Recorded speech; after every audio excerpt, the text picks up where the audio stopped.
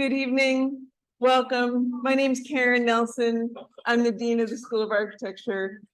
Welcome to the BAC, where we have been having conversations about design since 1889, and where we are continuing to boldly continue into that space in the 21st century. I want to thank this is the Child's Memorial Lecture, which is sponsored by the firm that he helped found, Childs Bertram Sakaris. And you can see Maury Childs in the center here. He was an architect, an artist. He was co-founder of CBT with Richard Bertman and Charles Sakaris, and he was a BAC faculty member and a big supporter. So when he passed, he created this fund to make the Child's Memorial Lecture. And this is just to give you a sense of Maury's hand. This is him drawing sienna while traveling, and you get a sense of how he's thinking about both structure and the life of this part of the plaza. And here's a watercolor he made later in life, looking out his window at the landscape. And here in 1971 is a picture of him in the restored, historically significant Ames Webster mansion with his partners. And there they are in 1989, beginning the Prudential Center redevelopment. In 2017, CBT celebrated its 50th anniversary, and just the year before that, we held our first Child's Memorial Lecture in 2016. Blair Kamen was a longtime architecture critic at the Chicago Tribune. Tom Main in 2017, Pritzker Prize winner and founder of Morphosis. Child's Memorial Lecture of 2018 was Merrill Elam and Max Goggin. And then Craig Scott, who taught at the BAC a long time back, was our Memorial Lecture in 2019. Juan Miro in 2020, Young Ho Chang in 2021, BAC alumna Patty Anahori in 2022. And now, the 8th in the series of Child's Memorial Lecture is Pascale Sablan, who is an architect and educator, and this year's president of the National Organization of Minority Architects across the United States, as well as being an associate principal at Ajay Associates. And with that, I would like to introduce the BAC's 8th president for the 8th Child's Lecture, President Mahesh Das.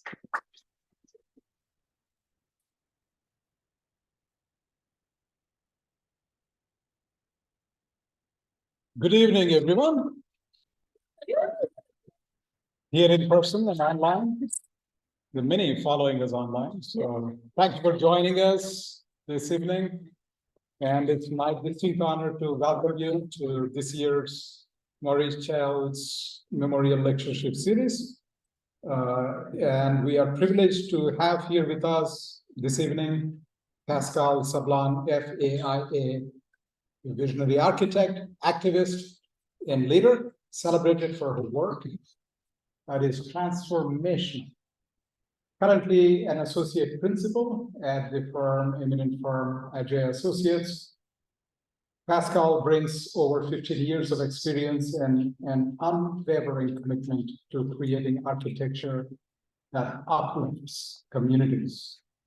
Pascale's achievements are remarkable. As a daughter of first-generation immigrants from Haiti, and as the 315th registered African-American woman architect in the United States, she has broken ground in a field where diversity is sorely needed. Recognizing inequities in access and opportunity, Pascale founded the organization Beyond the Built Environment to empower women and BIPOC designers. Through her tireless activism and mentorship, she has become a guiding light for the next generation, pursuing architecture as a catalyst for positive change. In her trailblazing role as global president of the National Organization of Minority Architects, Pascale has shattered ceilings. She is only the 5th woman to hold this esteemed position in the organization's 52-year history. Pascale's tireless advocacy has earned worldwide recognition. She received the prestigious Architectural League Emerging Voices Award in 2021 and the AIA Whitney M. Young Jr. Award that same year. Coincidentally, former President Ted Landsmark was also the recipient of Whitney Young Jr. Award. So we are happy to have another recipient speak here today. It's very special. In 2022, she made history as the youngest African-American inducted into the AIA College of Fellows in the organization's 167-year history.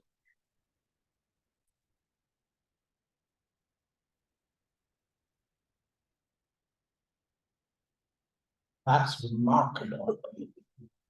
That's extraordinary. Pascale's impact resonates worldwide. She has delivered lectures at institutions across the globe, including the RIBA, Royal Institute of British Architects, and United Nations. Her work has been featured by media outlets such as the New York Times, NPR, and Forbes. And she was honored as a rising star by Oprah Winfrey's, I believe, Future Rising platform. I know she has many other exciting works coming up this year that she will disclose when it is time, but I know there are a lot of exciting works in the pipeline this year. Pascale holds a Bachelor of Architecture from the Pratt Institute and a Master of Science in Advanced Architectural Design from Columbia University. I can think of no one better to continue the legacy of Murray Childs, a dear friend of the BAC and a pioneer who paved the way for so many architects of color. Through her groundbreaking design, activism, and mentorship, Pascale carries forward the inspiring mission of building a more just and equitable society through architecture. Please join me in giving a warm welcome to changemaker, Pascale Sablan.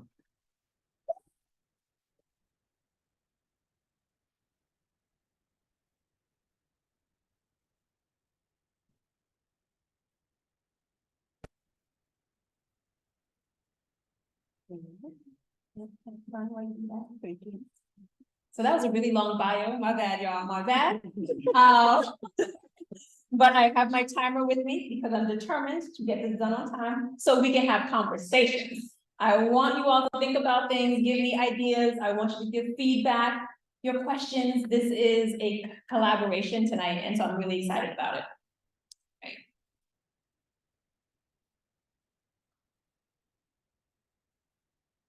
So I wear many hats that fit on top of this very poofy curls on top of my head here. And those hats allow me to engage with communities that I'm really excited and powerful about, right? Like it was mentioned, president of NOMA, founder of BBE, but I also volunteer in different organizations as well. And the purpose and the reason for this is because it connects me to the communities that I think are really important and voices have been kind of sequestered.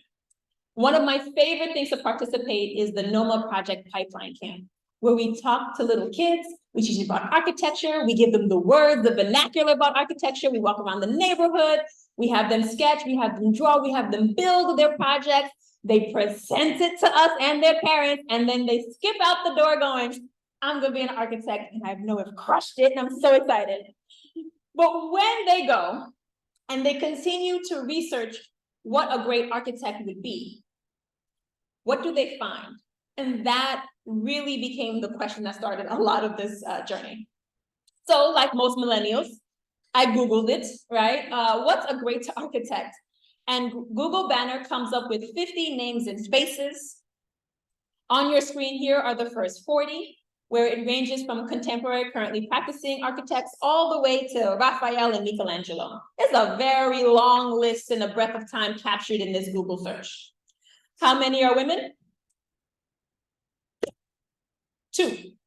And that was up until last year. Before that, it was only 1. How many are Black? 1. And that was also new. Last year, it was 0. But on your screen now, feel free to take all the pictures, are 40 amazing Black and brown architects and designers that have built our world.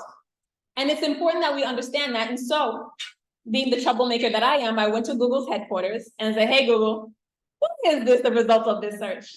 And they said, P, there's literally not enough content out there that actually lists you all as great. Right, that's what I said. I had like no rebuttal. It was like, it's sad. I was ready. I was so ready, and then I had nothing. Then I listened to Dr. Adelaide Sanford's speech in Afrocentric Education as a Human Right. And she introduced me to Albert Shanker, who really ran the public school kind of federation of teachers from 1964 to 1997. And his job, or what he really was aspiring, his mission, was to make public school as, that's fun. Y'all see what I see? Okay. I'll minimize that right there. Okay. Oh, now you in the center. Oh, wow, this is fun. Okay, I'm gonna put you on the upper corner. Okay, we're good. I'm solid. I promise.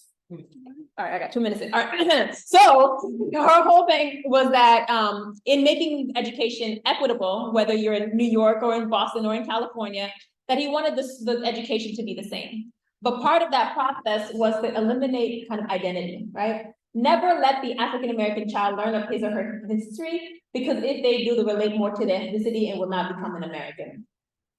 And so her point in her speech was that part of our education still is plagued by that mindset, that we're rarely taught about the identities of individuals who've impacted our world, and have an assumption that those individuals, those trailblazers, and the predominance of what we're learning about are centered around the white male experience.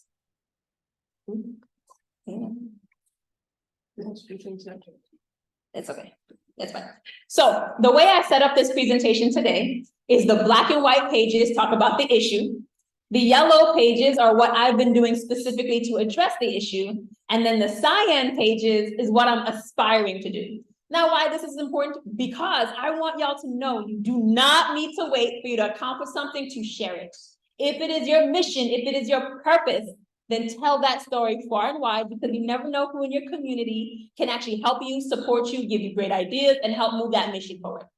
So with that, on my first yellow slide of the presentation is Say It Loud New York, which I hosted back in 2017, where we elevated 20 diverse designers of New York, their work. The concept was to see our faces, hear our voices, and feel our impact within the colorful tapestries of our heritage.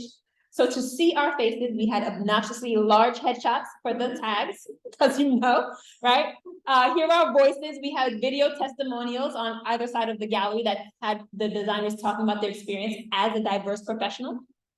And feel our impact, which is our work, which is how we want to be evaluated and respected anyway, right? So it's a whole compilation up in here. It is bright, vibrant, loud, I get it. So that is why it's called Say It Loud. And I was so excited, and I was like, oh, good job, P. I don't know what's next, but this is gonna be like phenomenal. And someone from the United Nations actually visited the exhibition and invited us to feature it there. One might say they didn't let me be as colorful or as bold, but I think very, very loud, because the amount of people that actually walked through the visitor center was significant. And they gave me the power of the podium. That at this moment, it is always good to say, thank you so much for this amazing opportunity, but we got work to do. Here's how you can help me, right? And so in that speech, I was able to say representation matters. And so therefore, how can you help me make Say It Loud a national movement? And before I got to my seat, they said, Pete, we'll make it an international movement. I was like, right, this is the United Nations. I don't know what I was thinking. And also thinking about the industry, AIA was having their conference in New York in 2018, ironically 1 block away from my firm. And I submitted a few seminars, they all got rejected. They're like, P, all of these are really too centered on a specific individual, like specific demographics and groups, where we want our content to be more general so that more people feel welcome to participate. Fair, fair. However, I don't like them, no. So I went to my office and said, hey, can I take over our gallery and our conference room for 2 days? They said, sure, Pete, whatever you need. Then I called the UN. Hey, are you guys done with the boards and the models? They said, yes, we are. I said, can I have them? Absolutely, Pete, whatever you need. Then I went, hey, AIA New York, can we leverage and actually use our listserv to invite people to come to our seminars, the ones that got rejected? They said, sure, whatever you need. And then I called AIA and said, hey, can we update the app to just include the exhibition? so that people who are attending conference know that they can come here. They said, sure, why not? So I say all this to say, sometimes you'll request things and the answer is a no. And it doesn't need to stay a no. You can squeeze it and squeeze it really tight until a yes pops out and then it happens. So I say all that to say, really excited. Some of the pictures you're seeing are the seminars that I was denied, was able to put forward, and had a lot of people actually come over and participate and enhance with the exhibition. So UN held their word, and true to form, March 25th, 2019 was Say It Loud Day. Together, we translated the exhibition to 8 different languages. So that's how you say it loud, and all those languages in the middle. And they invited universities and students to their information centers worldwide. These are some of the lists of the locations that it went to. Still to this moment, I still can't pronounce half of that list. And I'm getting pictures from all over the world of people looking at this exhibition, and I start crying. And I know y'all know that I'm dramatic. Y'all say I figured this out. But serious, like real tears, because I could not have ever imagined when I did my little quet Say It Loud in New York that it was going to end up being this global movement in this space. And all because I had the audacity to ask for that when somebody gave me the mic. So just when people hand you the mic, it is not just a moment to say thank you, but also to put out your wildest dreams and see what happens. Then the following year, guess who got invited to the party without even needing to apply? So squeezing that yes, the first year was able to provide opportunities moving forward. Got a dope spot next to the lounge, so everybody was there, the snacks, the Wi-Fi, it was solid. And even the president, William Bates, was able to make it a point to come and say it loud as well. So this was also really exciting. And so ultimately we were able to elevate another 58 diverse designers. Then I leveraged these public speaking opportunities to also ask to do exhibitions. So I was tapped to do the Architecture Exchange East Conference, who their year prior was Francis Curie, so like big shoes, it was a lot. But I was like, yo, let's do a Say It Loud Virginia, and they let me to it. So it was really powerful to present in front of 750 people, this incredible mission, and also got to feature 11 beautiful diverse designers of the location. Then in also November 2019, I did Say It Loud Pennsylvania. Now, the reason I wanted to share this one with you is somebody said, Pete, you know, in your speech, you talk about kids skipping out the door, Googling things. How are those kids gonna find you at the UN, at architecture conferences, at South by Southwest? Like, these are all like great prestigious places, like solid, no shade, but if your mission is about the next generation, then how are you actually doing that with the way you're holding these exhibitions? Fair, which is why I need all y'all to come up with all these kind of critiques and advice, because it helps me course correct. And so what we did with Say It Loud Pennsylvania was activate a gallery in a space that was accessible by the public, and then host programs that activated so everyone can kind of come and enjoy the exhibition as well. So they had panel discussions, networking events, a youth day where kids looked at their favorite project and then built it. It was so dope, it's so amazing. So this became the prompt moving forward every time I did another Say It Loud. Then in January of 2020, this was my first School of Architecture, Say It Loud. Now, it was not the first that I asked, but it was solid, the first that said yes, so shout out to Georgia Tech. And it was really important to me because I was really happy to elevate the work of William J. Stanley III and his wife, Ivan Love Stanley, who had designed and built part of the school campus. So to be able to have them enjoy the flowers and the students be able to see them was really powerful and strong. Then in February of 2020, Say It Loud UK, this is my first international exhibition, found out that our problems is not just our problems, but it's global. So what can we do here to really make sure that we're understanding, sharing our resources and knowledge, and really taking hold of this idea that these exhibitions is not the same people moving around from place to place, but every exhibition is elevating women and BIPOC designers of that location. So here we got to elevate 29 diverse designers at RIBA's headquarters, or the Royal Institute of British Architects headquarters, and it was lots of fun. Then March 2020, y'all know what happened then. So we had Say It Loud Ohio. Oh, it was record breaking, y'all. It was beautiful. I had 44 diverse designers, 32 submitted videos. We had it at the Cameron House Theater, which was the oldest African-American theater in the country. Totally thought that was the Apollo. Apollo was whites only for a whole lot of times. Who knew? It was like a whole thing. We were gonna go to a show, come out in intermission, see our diverse designers, hire them, cut them checks. It's gonna be fabulous. And then the day of the opening, the governor got on the screen and said, COVID is wild. No more gatherings of 100 people or more. So Only those who were featured, who came with their families, actually got to see the exhibition, and nobody else did. So this crushed my soul. So just kind of understanding that you might lay out the best plans, these 6 months of effort, and they'd not move forward in the way that I thought it would. So I also plan out exhibitions months, sometimes years out in advance. I got all the calls, all the emails about canceling them. And then Say It Loud Tennessee was like, all right, so we're gonna still proceed. And I was like, so this is a thing called COVID. And they were like, no, we're aware, but usually you do the exhibitions and then you put the pictures and then the exhibitions online. So why don't we just start online first? And then when it's safe, we do it in person. You're right. Well, I didn't think about this. I love this idea. So we were able to do Say It Loud Tennessee, and actually this year actually have the physical Say It Loud Tennessee in Nashville. So again, you have these tools that you are familiar with and you're used to the cadence and the sequence in which you use them. And it only takes somebody in your community to kind of just shift the things you were already gifted with, and it just opens up your mind into all these possibilities. You're like, you're so basic. How did you not figure that out? But anywho, stay with me. So now in October of 2021, Kent State University was like, hey, I heard y'all did a Say It Loud Ohio. So we took the same boards that was collecting dust at the Cameron Theater and shifted to Kent State, and then we rebranded Say It Louder, haha, see what I did there, Ohio, and was able to display it in their gallery as part of their lecture series as well. So our exhibition made it. It was so good.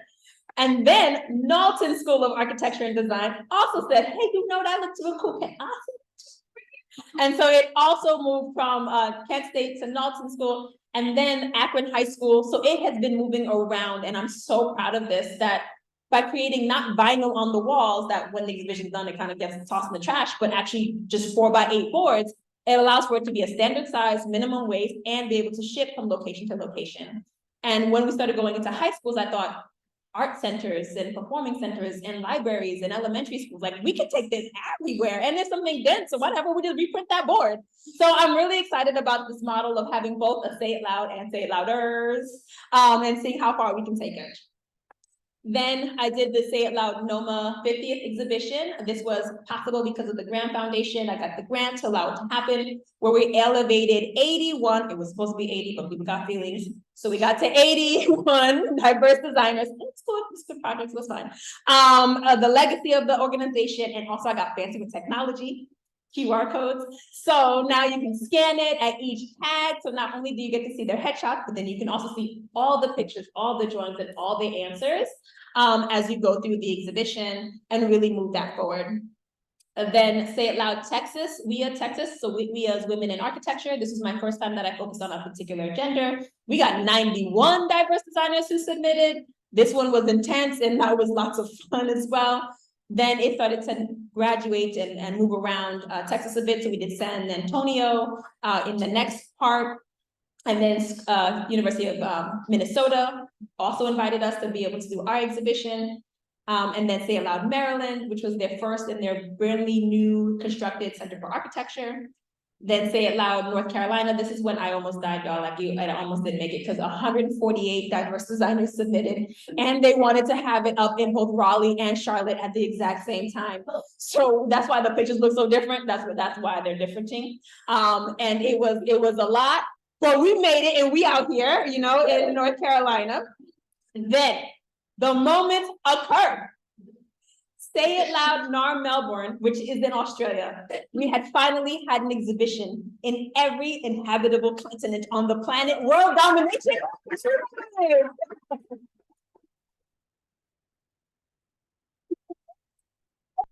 Do a Say It Loud NAR Melbourne. We elevated 111 amazing, talented architects and designers there. WIA kept going, man. Now it's in Dallas. WIA went everywhere. They was also louder. And then Say It Loud Washington, D.C. This one I won the Architecture Foundation grant to do it, and which is part of the AIA. And they said, all right, we know that you like to make it location specific. However, we are a national organization. We can't do an exhibition only on one group of people.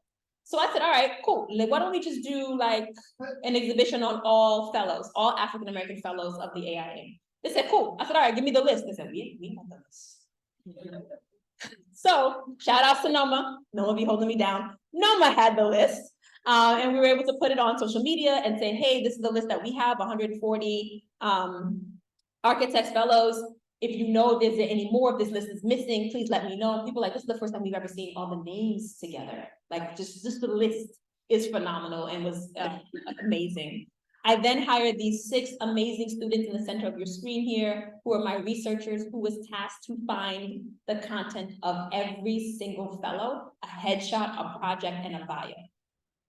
The entire exhibition could not go up unless we were able to represent all 140. Yes, that was self-inflicted, but it was powerful. That's what I wanted. But then I also made sure that one of the galleries was just dedicated to DC. So that's the purple boards, because it's still my mission. So I was able to elevate 158 diverse designers. This was the first time where it was me pulling content versus self-submissions process, and empowering the students to kind of come up with this information.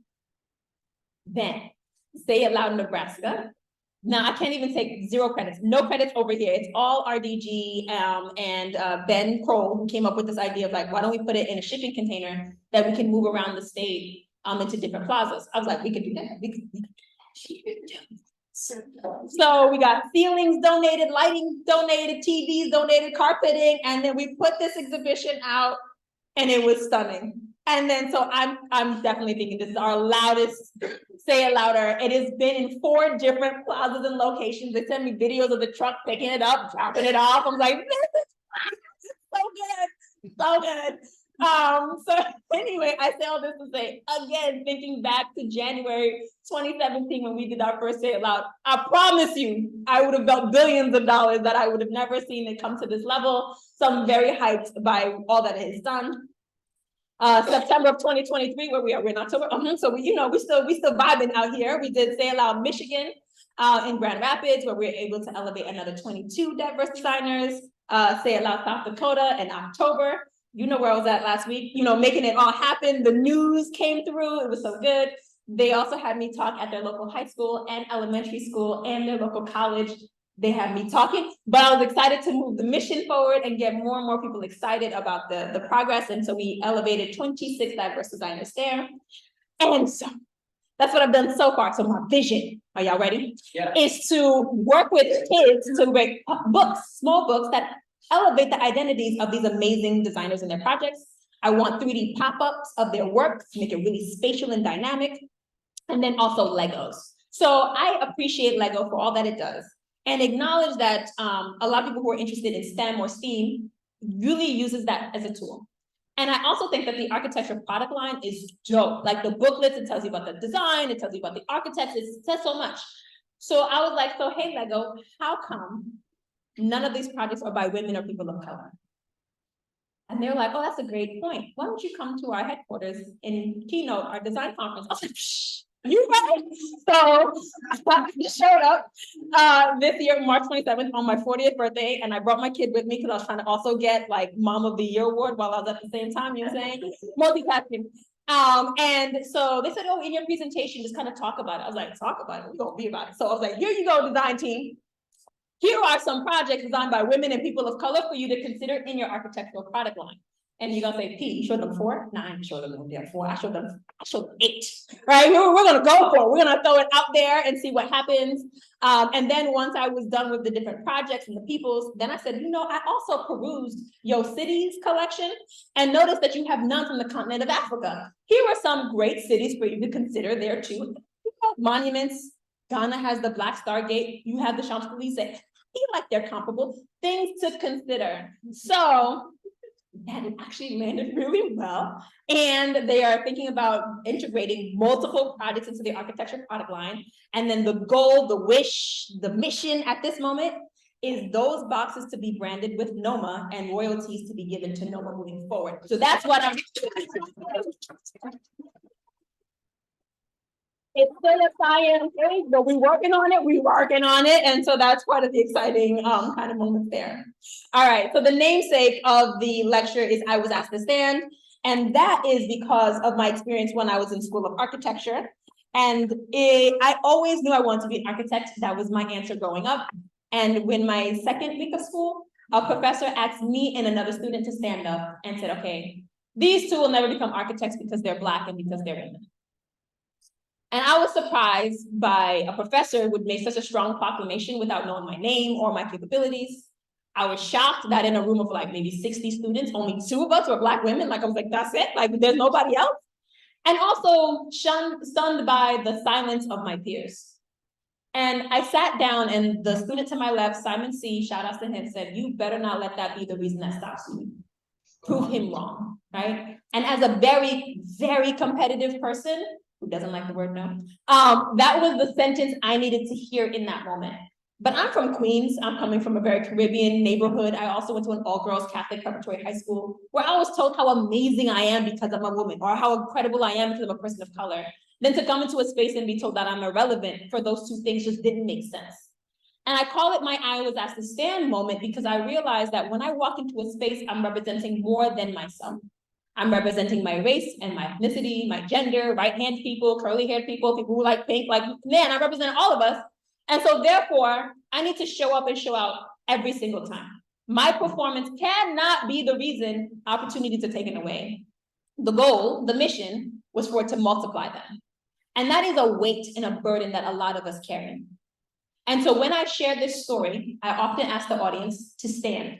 If you've ever been told that you are inadequate because of your gender and race, both in academics and professional settings, and so I'm going to ask this in this moment as well. Please stand. Team, look around. Our heroes. I'm so proud of you. Thank you, please sit.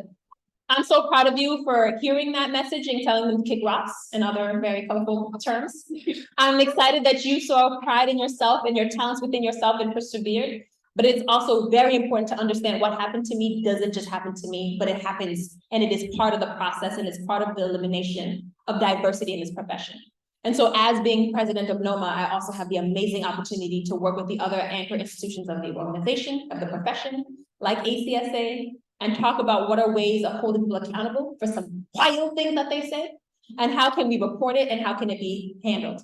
But also as NOMA president, I want you to understand and know that if you need force, if you need muscle, if you need somebody loud, we here. And so you are not up against these obstacles alone. I didn't know about NOMA till I was well in my professional career. I had no idea we even existed. And so I want you all to be very clear about the resources that you have here and how adamant and how audacious and how passionate and how bold we are to fight for you whenever you need. I've also thought about that professor and thought, why would he be so confident in this statement? And then I started looking at the NAB report that talks about the demographics of students and the total applications, where it's been 5% for almost a decade of Black students who apply, 5% get in, and about 3% graduate. So I wondered, were they also like, I was asked to stand moments, or were they like, yo, basket's mad expensive and I like sleep, which are all valid points. But I just wanted to make sure that it's not just that there's anything that's pushing people out, that we're able to hold them close and hold them dear.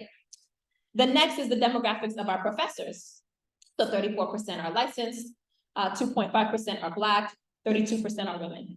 I'm not saying that I can only learn from Black women. I'm not saying that. I am saying, though, how important it is for me to see a person who looks like me at the podium. It is equally important for my peers and my colleagues to see the same. And so however we can diversify our education is quite powerful and important, and also part of the mission of the Say It Loud exhibitions. You didn't see us? Here's a collection of all of us out here in your local communities doing great and amazing work. I also thought about the Directory of African American Architects, which was started by Brad Frissy, Grant, and Dennis Mann.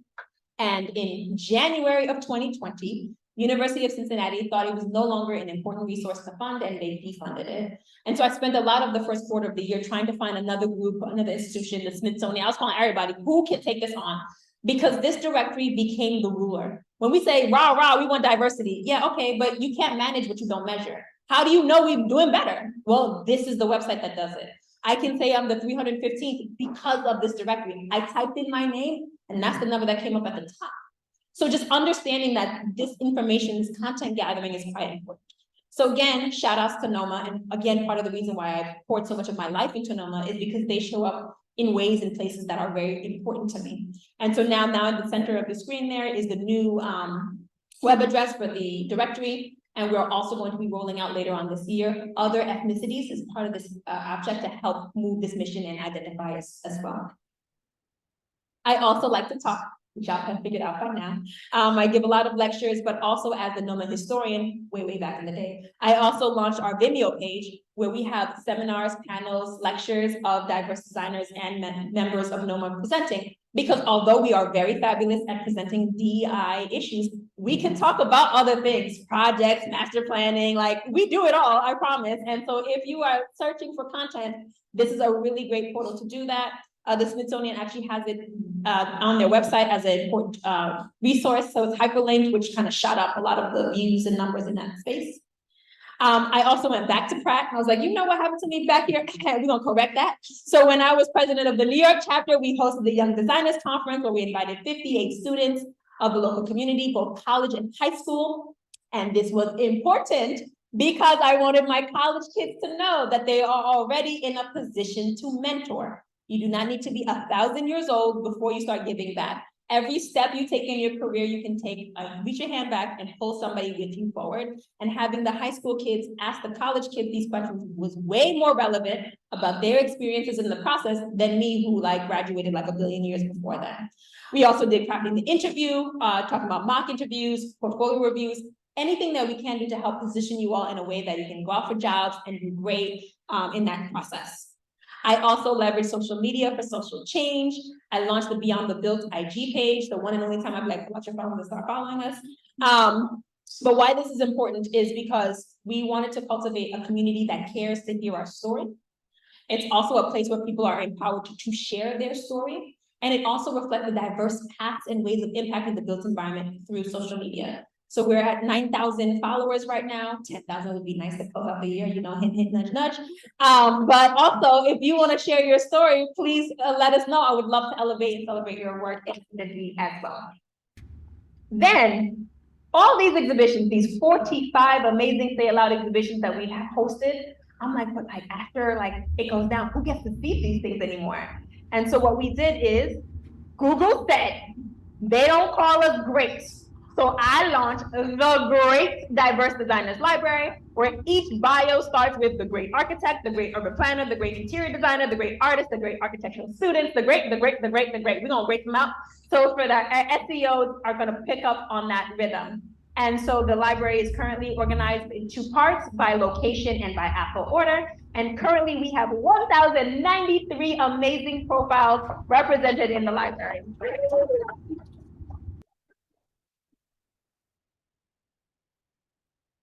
So what you're seeing here is our typical process where you see the pictures of the exhibition and then a thumbnail of every single person featured.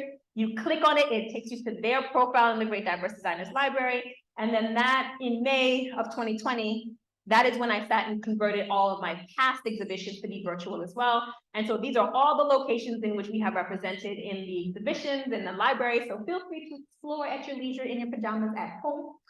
I also understood that architects are very competitive, such as myself. So I noticed people would come and be like, oh, this is nice, this is nice, this is nice. And then they would leave. And I'm like, nah. Before you go, you have to pick your favorite. And the favorite gets money, gets a stunning certificate designed by moi, a trophy, and a cool pin. And we call it the People's Choice. Now, what would be powerful is that we maybe get like 1,000 people who would come to the physical exhibition, and then I get 6,000 people choice votes online. Because y'all are serious. I get emails from grandmothers, aunts, uncles, neighbors. Yeah, we like our trophies. So it worked so well. It was so amazing. So it was another way of elevating and kind of continuing to share the information as much as possible. And so this in November, where we at? Yeah. In November, we're gonna launch the next set of People's Choice competitions for the 6th exhibition that was hosted this year. So get ready to vote. And so the Cyan page. So 2 things are shown here. 2019, pre-COVID, pre-pandemic, pre-George Floyd lynching. I was very timid. I waited for people to invite me, and I'm like, oh, yeah, would love to. And then I would do an exhibition. But then I got really audacious and I was not playing around. So I kicked in some doors, you know what I'm saying? And then what you're seeing in 2023 is where we're at now in terms of all the places that are represented in the library. And in the center of your screen here is the book. So I am publishing greatness, diverse designers of architecture. And the intent is to elevate the best of those who's ever been featured at any of our exhibitions. And so these are, again, cyan pages that I really hope to turn yellow really, really soon. Our ancestors are our heroes and we are their legacy. So what's holding us back? Well, according to NAB, and this might hurt some souls in the room, so I'm so sorry, but I keep it 100, that it can take between 11 to 12 and a half years to become a licensed architect. That is me at the bottom. It took me 13 years. I got my 6 years of academia. I knocked out my IDP, which is AXP for you young ones out here. But the ARE exam, which is supposed to take 1.5 years, took me 4 years. And because you didn't know your results after 6 weeks after you took it. If you failed, you had to wait 6 months before you could take it again. And some exams, it took me not 1, not 2, but 4 times to pass. So it in total took me 14 tests before I passed the 7 that was required for my exam. And I say all that to say that it is a test designed not to be passed. It has a 40% passing rate. And if you are not a test taker, it's okay. You'll find you'll be a great architect with a capital G nonetheless. So persevere if you're struggling. If you start to process and you're like, oh, this is hard, we got you. We are here. There's resources. Your school got you. Your alumni group got you. NOMA got you. We're here for you. In that way. Next is about the cost. Like, what is really holding us back? Let's just be real clear. And according to NHES report, it could take anywhere between $40,000 to $232,000. That is again me at the bottom, full transparency. $67,000 holding me down to be able to say I'm an architect up here. And I have a 7-year-old son who will be in college, and I'll still be paying Sally Mae / Navient, because she changes her name, back. And so I say all that to say it is a real financial investment when people are considering studying architecture and design. No, I know, y'all get it. So I ain't gonna talk too much more because I saw the tears start to roll through. And so here's the part where clutch your pearls, because when we graduate, we are not balling out of control. We're making roughly $50,000 depending on the economy, depending on where, and depending on the firm and scale. So, but you know, when we're in here for like a little bit of amount of time, the salaries do go up, but just coming straight out, just be aware, don't come out asking for 6 figures in these interviews. So this is also a consideration that we do a lot of upfront financial investment, and it takes a while before it starts to come back to us. I also get the, how come we need to introduce architecture to communities of color? And I was like, we are clear, we are aware. It's a bad story, right? We are usually the force of gentrification, of projects that are in scaffolding with rodents and debris and noise at all hours of the day and night. And when the project is cleared, it's rarely for that local community. And actually, construction is a signifier that they might not be able to maintain or stay in their community, and their culture is being erased. So technically, it's not that people of color are not familiar with architecture, it's that we're the supervillain. And it is not a misconception, but an accurate depiction of the relationship that we've cultivated with those communities. So when we talk about who's the client is not just the person who cuts the check. The client is everyone who's impacted by our work. So we need to have community engagement as part of our process. We need to ask these questions, and we need to actually empower them to give answers that we'll listen to. Not the ones that go, oh yeah, that answer, that fits really nicely in my sketch. And that answer, yeah, that don't work out. No, you ask questions that you know they're empowered to actually inform the design and work in that way. Then, as I'm elevating all this stuff, I also realize I'm also defending from this like force of erasure. This is my karate moves. I don't know if you know this. Because a great example that I want to share with you is AIA and Architect Magazine had this panel discussion, and that's what's in the center of your screen there. And when it was recorded and put online, Justin Garrett Moore, who is in the center, was completely edited out of this 45-minute conversation. And the only time you saw it is the general profile of his shadow when they zoomed into another speaker. And when he came back, he said, y'all took me all out of the panel that I organized, and it just like deaf ears. But then, you know, May of 2020 happened, all of a sudden, an article needs to drop talking about the accidental erasure of Justin Garrett Moore. Now, y'all know. To Photoshop a single curl out of a frame, how much work did it take? So you're gonna tell me an easy button allows you to edit a whole person's identity, position, voice, and answers out of an entire 45-minute clip? Miss me. So then, while I'm angry about this, then they drop an article or an issue in the May 20th article where they interviewed and talked to 4 people. But when it went to print, who fell off the page? The Black man, Stephen Gray. Where'd he go? I don't know. They could not draw him apparently. So if you have a physical print of the May 2020 Architect magazine, you will see these 3 women. If you go online, they replaced it with the image. So I say all this to say, it is not just, oh, we didn't document us. No, in a lot of places, we are documented and we are erased. So it is all of our collective responsibilities that credit is being given where they're due, and also shout this out. Now, this process allowed me to yell, which is always fun, but also establish MOUs with publications to say, you know what, instead of you being pressed for content in February for Black History Month, and March for Women for Women's Month, and every other month, why don't you just invite NOMA representative as a historian to provide you content so that you can use it throughout the year and not on these focused amount of times. Then, leveraging that there's 115,000 architects in the country, 2% are African-American. I am 315th, which we talked about, the 21st African-American fellow, woman fellow, the youngest FAIA, and the 5th woman president of NOMA. And the reason that that last one is really important, because literally our organization is an advocacy organization. We all have work to do. So I want you to not think, oh, like, oh yeah, I've solved this one, I'm good. No, we all have moments of reflection and how we can be better in the work that we're doing. I also try to be as visible as possible to the community. I participate in parades, I participate in protests, I share my story, and I try to represent the profession as much as I can. I also make room for our experiences. Those are the 2 titles of those seminars that was canceled or not canceled, rejected. I also created, or we, the NICOVA board, created the J. Max Bond lecture series with our local AIA, which allowed us to maintain the legacy of J. Max Bond, kind of like what y'all doing with Maurice Style, and continuing to hold his legacy forward as we kind of go from year to year. I also always find the time to mark it up, put it on social media when publications are lazy or sloppy or straight up wrong as it relates to information that they're putting out there, such as this article that Arch Daily put out where they have 190 million weekly visitors. You cannot say that the AIA is the African American Institute. Nah, somebody needs to proofread something. So again, making sure that we call people out on when they're messing up and making sure that they correct it in a systemic way.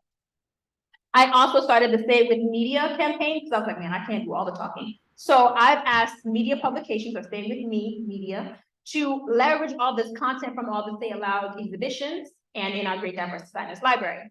I'm asking for 4 things. First, that you commit that all the content in your publication has at least 15% representation of women and people of color, and an increase of 5% every year until you hit that 15%. 2, that you list us as great, right? Use the G word. You wouldn't be writing an article about us if we wasn't. And fine, if you don't like the word great, amazing, phenomenal, whatever word you use to describe our white male counterparts, use the same energy in describing women and people of color. I'm also so tired of IG teaching me about history, about architecture and design. Y'all have a whole research and development arm. Can you leverage that to pull and unearth really important history and lessons that we should know in a meaningful way?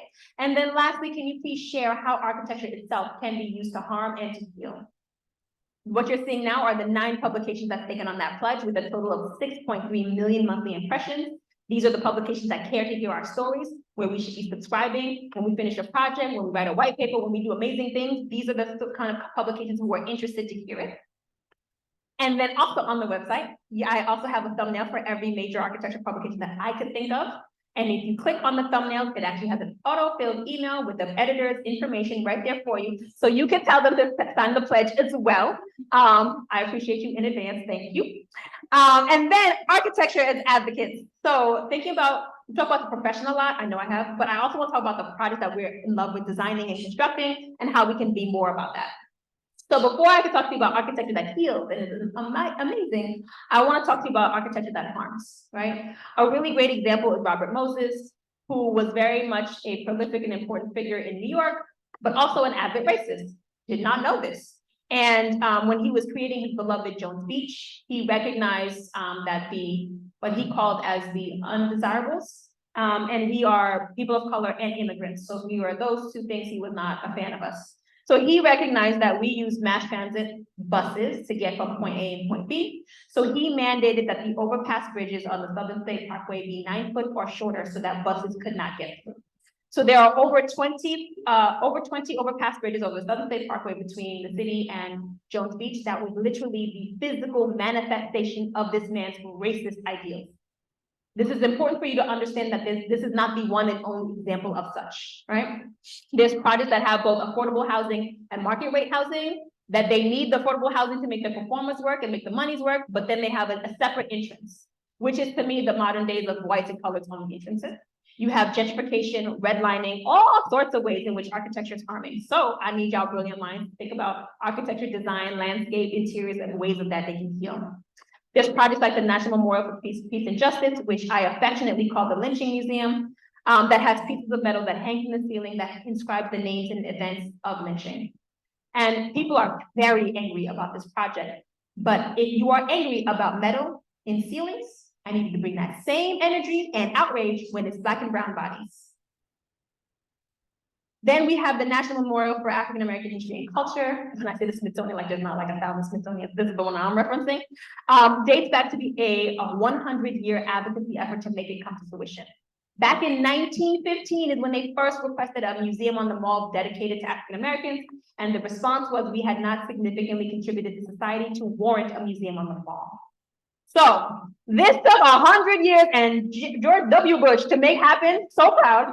But it's also the testament, right, of our contribution. It is also a safe space for us to send our artifacts and our historical documentation that can be preserved, protected, and maybe one day displayed. The J. Max Bond lecture series, we also then renamed one of our streets J. Max Bond Jr. Way. So I mean, think about your architectural designers, planners, interiors, and think about some streets in your communities that should be renamed to hold their legacy so that everybody knows their contributions to their world. My very first project as an intern at Eris Architects, literally fresh, like 3 years into school, it was crazy. I got to work on the African Burial Ground National Monument. They were excavating it to build a federal building, and they came across African remains. And Howard University came, studied the site, and found remains from 2 years old all the way to like 60, 70 years old. And the historian on the site was like, the actual burial ground is estimated 20,000 remains. This is just 419 of them. So that federal building to the north, to the west, and even City Hall, where everybody gets married, all that is literally built on the backs and bones of our ancestors. So I talk about this project being really important because it becomes this small moment that actually educates about a larger context. And so on the side of the building, on the ancestral chamber, we have the actual full map so that it can actually educate about that aspect. I also am a lead AP, I believe in environmental justice. So right here locally is 888 Boylston. When I did it, we had wind turbines. I see it's not there anymore. I ain't asking questions, but I was shocked.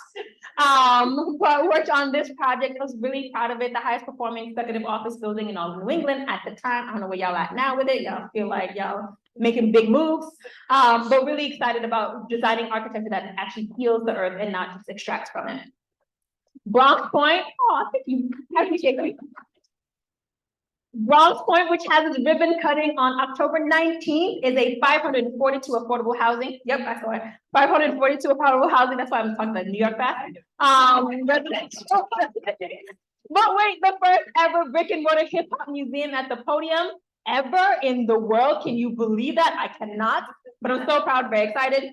Okay, and then the Cleveland Foundation, which I saw in the beginning, which is this amazing project where the client actually designed 40 or built 40% larger building than they needed. That entire ground floor where you see colored in yellow is actually community outward facing spaces, which means they wanted community spaces, spaces for gatherings. So they're saying we have the resources to build more than we need. Let's do community engagements to find out what is the resources and spaces that are necessary, and then be able to design and build the space accordingly. So that actually just opened earlier this year. I'm very proud of that. And then ultimately, I want to dismantle oppressive spaces and replace them with spaces of justice. My favorite example is here in New Orleans, where they removed a statue and replaced it with a Mardi Gras costume with the words, "The people are king." Yes. And then last section, full on fast. Y'all don't understand me, I'm so sorry. Architects who are also activists, you might not like architecture the way and exhibitions the way I do, but so these are some great people who like doing great things. Beverly Woods, who just passed away this week, she was 95 years old. She is built by women. She has an amazing foundation that's focused on women, the work that they're doing. Shout out to her. Please follow them. Please support them. Then Robert Nichols with the World Are Deaf Architecture, accessibility, mobility, and all these other challenges, making sure the local profession and the built environment is more accessible. So this is another really great organization to support. Then we have NOMA, shout out to NOMA. I ain't gonna say nothing because I already talked about it a lot, but y'all know what's up. And we're gonna have Portland conference in next week. Oh my goodness. I also penned the criminal and justice facility statement with the rest of the AIA New York board that asking the profession to step away from designing jails and places of detention and prisons and lean into new typologies of architecture and restorative justice. Y'all are the future, y'all will figure that out for us. Project Pipeline, which we have globally. I want you all to participate as mentors and host some one time if you can. Tiffany Brown with 400 Forward, who's focused in on license the next 400 of Black architect women. Brian Lee with Design is Justice, Design as Protest, where he says we have more skill sets than just when it becomes a brick and mortar of built building. We are problem solvers, synthesizers, complex informations. We know how to really organize. So why not leverage that? So we attend community board meetings and just hear what are some of the issues and challenges and just use all of our skill sets in that space. Again, also another national movement, so feel free to dap it up. A hip hop architecture camp with Mike Ford, where he uses music and hip hop to connect with urban communities, has a celebrity musician make songs for the kids, talk about how they're going to use architecture to solve their issues. When we did the one in the Bronx, we talked about architecture that's going to solve teen pregnancy and drug use. And then we're there, we made it. See It Loud Augmented Reality app and camp, which I developed, I'm in developing, which is kind of like a Pokemon Go app, if you will. But instead of Pokemons, you find out products that are designed by women, people of color in the community, shows you their face, their names, and then a marching ant. You can design art around it, take a picture and see it on your building at 1:1 scale, empowering and educating through augmented reality. Very excited to work with Namtech in Poland to develop the app. These are the main components of Beyond the Built Environment. And I leave you with this last quote. The ultimate measure of a man is not where he stands in the moments of comfort and convenience, but where he stands at the times of challenge and controversy. Many moons ago, I was asked to stand, and I have been standing ever since, fighting for justice. And I hope today you are inspired to stand with me. Thank you.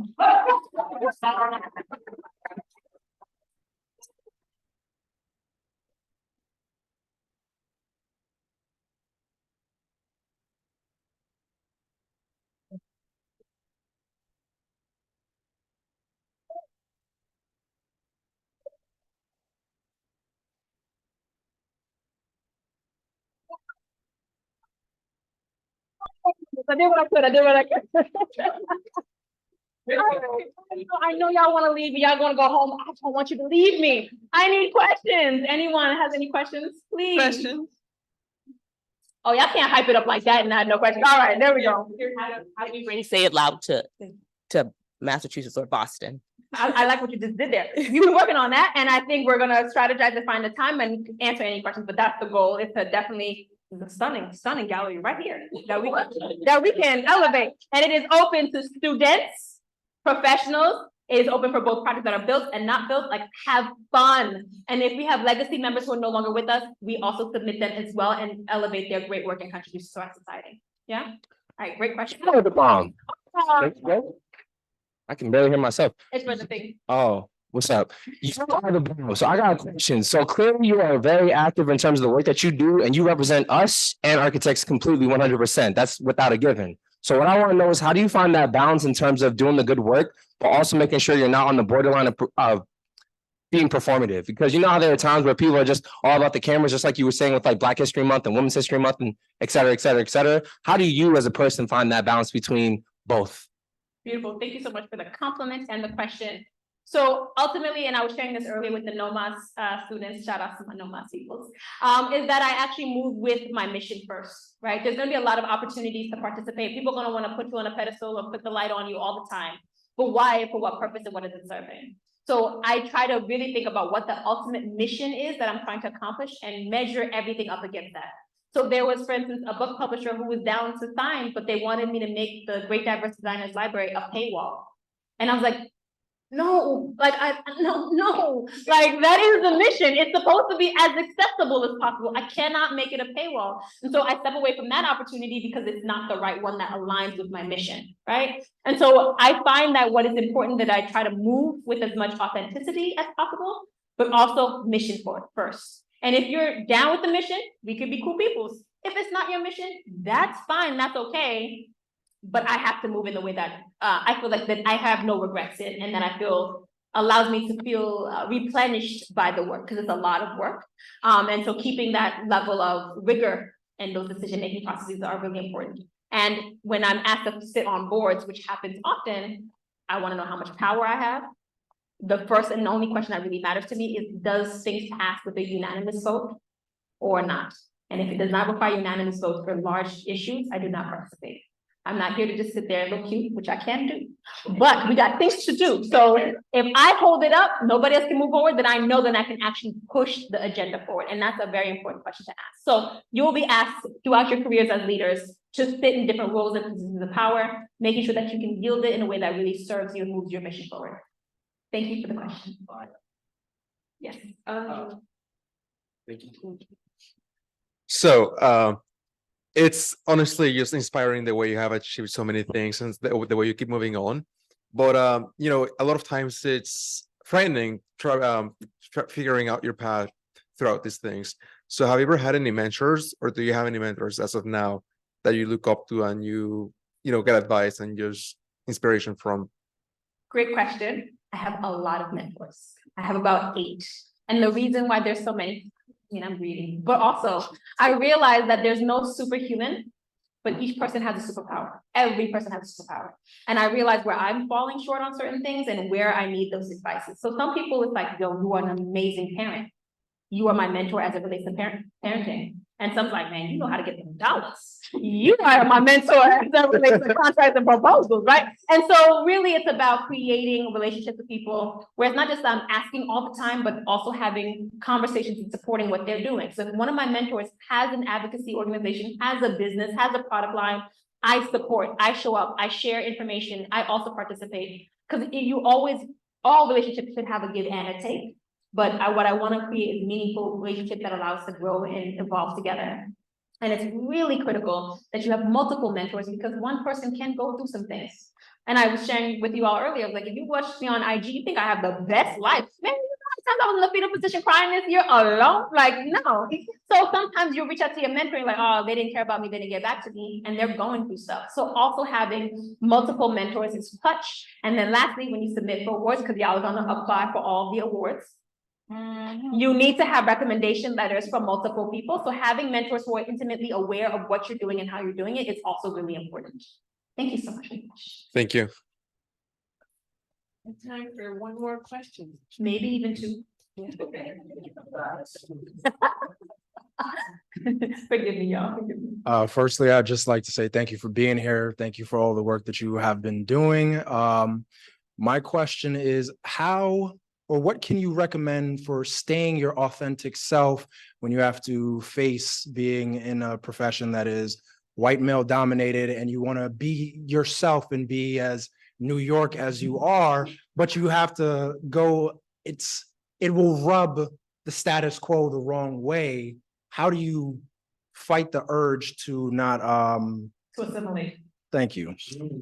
Great question. And the honest answer is it's constantly evolving, right? And I shared that before, and I got to give the abridged version of the story, but I watched a TV show where they were questioning how they should name their child, whether it should be like John or Devontae, right? And one parent was like, yo, John, so that they don't have to deal with the resumes and the obstacles. And the other one was like, no, let me read Devontae. Like, why can't they know what we're about?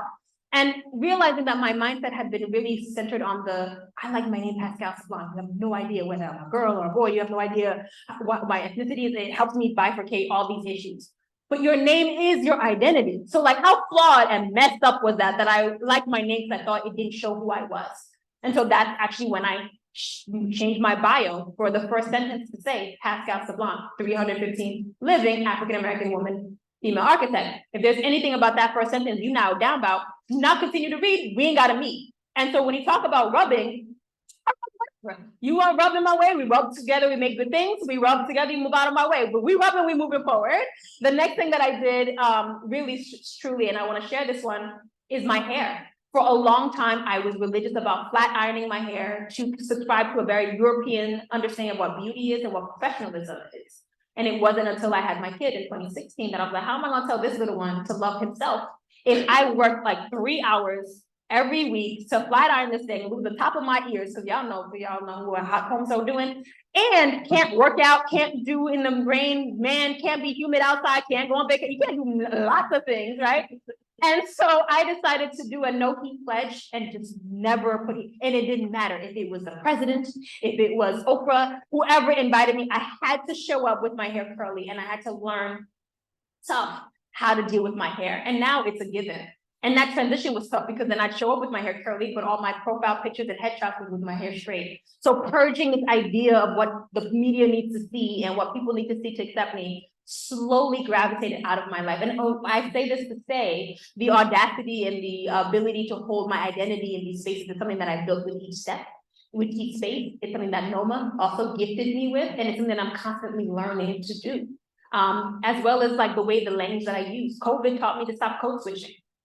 Right? I used to be this is a very different conversation pre and post COVID. I said, it was cool, what's up, chill, homie, homeboy. I said all that now.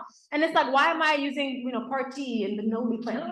Okay, you're fine, right? Like, so I try to make my language as accessible as possible so that more people can participate in the conversation with me as it relates to architecture and design.